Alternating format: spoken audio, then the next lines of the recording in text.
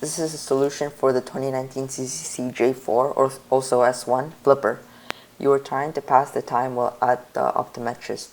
You notice there's a grid of 4 numbers. You see lots of mirrors and lenses at the optometrist and wonder how flipping the grid horizontally or vertically would change the grid.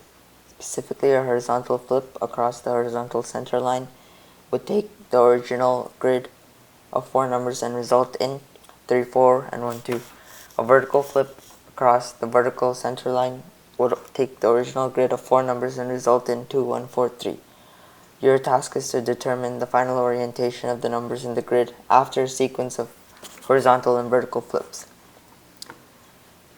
So we can generalize this pictorially. So let's say this was our array. Obviously it starts with 1, 2, 3, 4, and let's talk about the first case scenario of a horizontal flip. So in a horizontal flip, we're essentially just flipping across this horizontal line. So as seen in the example, horizontal flip across the horizontal line. Okay, so in a horizontal flip, this number over here, so these two numbers swap position, and these two numbers swap positions in a horizontal flip. In the case of a vertical flip, we can talk about that here. We're essentially flipping over this vertical line. So these two numbers would have to switch, and these two numbers would have to switch. And of course, in our array, we have indexes in our array, so this will be row 0, row 1, column 0, column 1, column 0, column 1. So if we're referring to any position, referring to 0, 0, 0, 1, 1, 0, and 1, 1.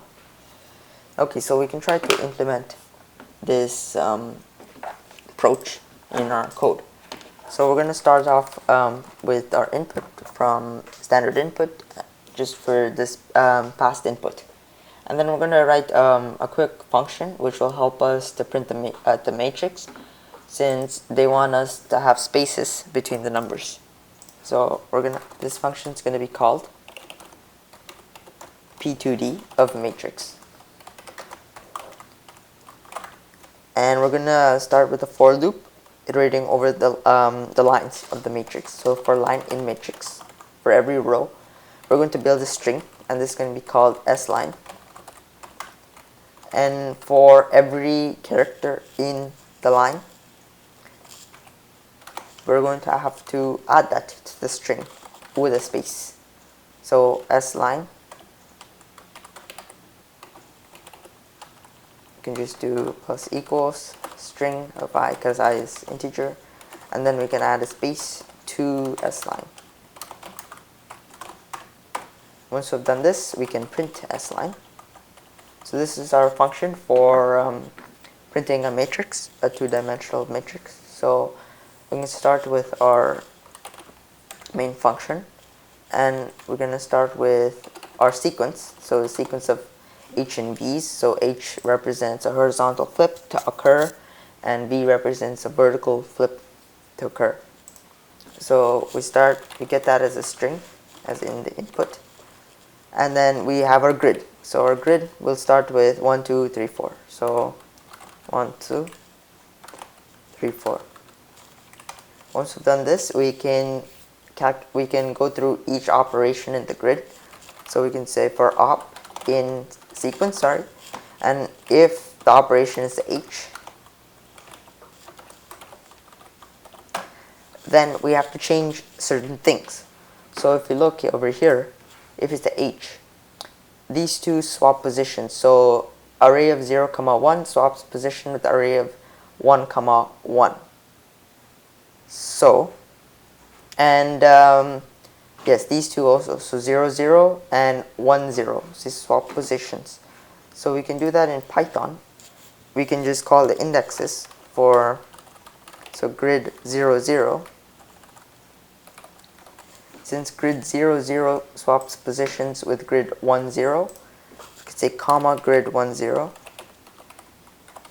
and grid 0 0 will become grid 1 0, and grid 1 0 will become grid 0 0. So we've just finished half of the horizontal rotation. As for the other half, these two positions, so 0 1 and 1 1. So the same syntax will be after written for the second one. So grid of 0 1 we'll have to switch with 1 1. So grid 0 1 will become grid of 1 1, and grid of 1 1 will become grid of 0 1. And else, elif for operation is a v, then certain things also must change. So 0 0 will have to switch with 0 1, and 1 0 will have to switch with 1 1. Okay, so 0 0 and 0 1 will have to switch. So 0 0 will become 0 1, 0 1 will become 0 0, and 1 0 will have to switch with 1 1. So 1 0 will become 1 1, and 1 1 will become 1 0.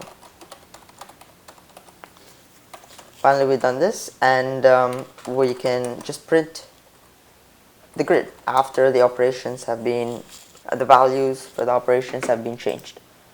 So we can test by running this. For the first sample input, HV, so one horizontal flip and one vertical flip. 4 3 2 1, so that was right. And for the second sample input, VVHH, 2 vertical, 2 horizontal. 1 2 3 4, and that is also right. So we can test this on the CCC grader, choosing the file.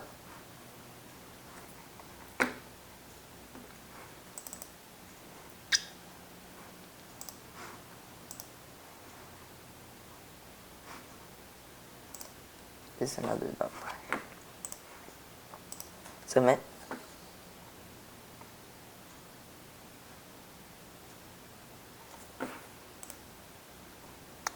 Sample test passed, as we tried that in our IDE itself.